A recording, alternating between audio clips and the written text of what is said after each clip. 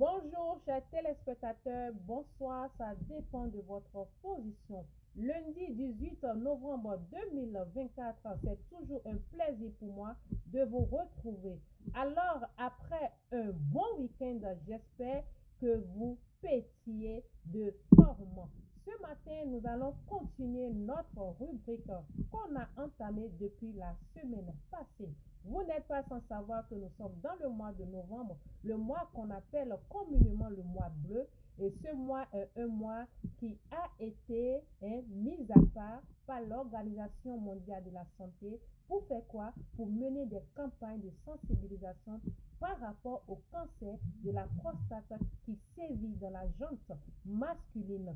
Comme je l'ai dit, depuis la semaine, nous avons commencé, on a parlé de la prostate. Nous avons partagé ce que c'est que la prostate. Nous avons parlé du cancer de la prostate. Nous avons parlé des fonctions. On a parlé de beaucoup de choses. Allez dans les vidéos antérieures et vous serez servis. Ce matin, nous sommes là pour continuer cette même rubrique. Et nous allons parler des facteurs de risque par rapport au cancer de la prostate. Et ce serait notre 5e capsule par rapport à ce thème. Et comme je l'ai dit, il y a plusieurs facteurs. Et le premier, c'est l'âge. Les statistiques, les recherches ont montré que les hommes déjà à partir de 50 ans et allant sont exposés au cancer de la prostate.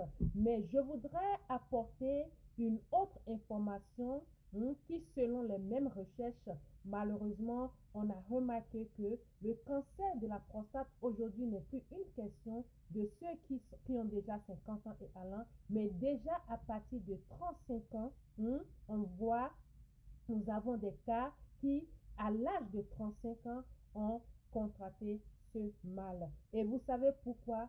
Parce que la qualité n'y est plus dans ce que nous mangeons. C'est ce que nous mangeons qui sont censés nous donner les nutriments dont l'organisme a besoin, dont chaque organe a besoin. Et aujourd'hui, malheureusement, ce n'est plus le cas. Et comme second facteur, nous avons l'origine ethnique.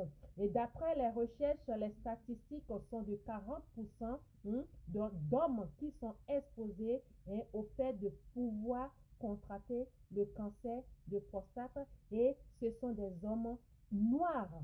Donc voilà, travailler sur ça. Et comme autre risque, nous avons l'obésité, le fait d'être obèse.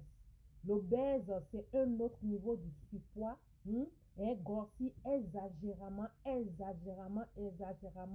Donc voilà, et on doit savoir que c'est un facteur qui expose les hommes qui sont dans un tel état à pouvoir être au contact du cancer de la prostate ou à pouvoir le contracter. À part ça, nous avons l'histoire familiale.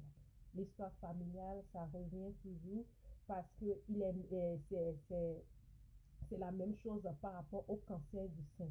Donc, ce que nous devons savoir à ce niveau, si déjà dans la famille ou bien dans votre lignée, il y a des gens qui ont eu à contracter ou bien il y a eu des gens qui ont été exposés au cancer ou bien qui ont été dépistés et c'était positif par rapport au cancer de la prostate ou même au cancer du sein, le risque est quand même présent de pouvoir soi-même contracter le cancer de la prostate.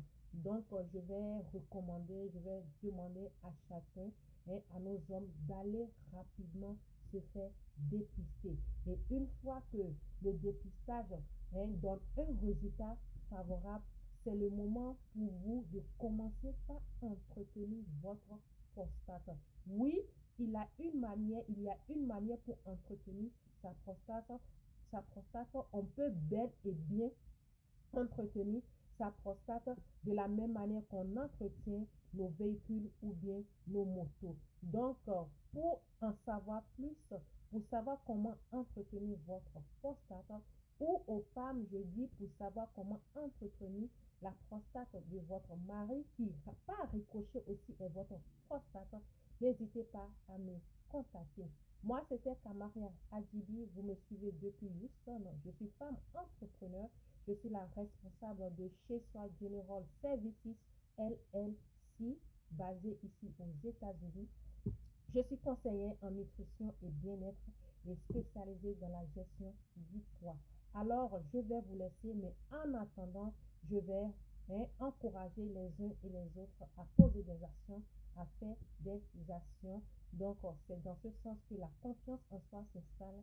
Et une fois que nous l'avons, on pousse des ailes, on vole un peu partout, on devient des aigles. Donc, faites des actions, posez des actions, touchez de vos doigts quelque chose, soyez utile à quelque chose qui va vous qui pourra apporter un temps soit peu, un temps soit peu, pardon, quelque chose à vous-même, à votre famille et à la société que nous constituons. Donc, prenez soin de vous. Demain, par la grâce de Dieu, nous allons continuer par rapport à cette même rubrique et ce serait une toute nouvelle capsule comme d'habitude. Bisous, bisous, je vous aime. À demain.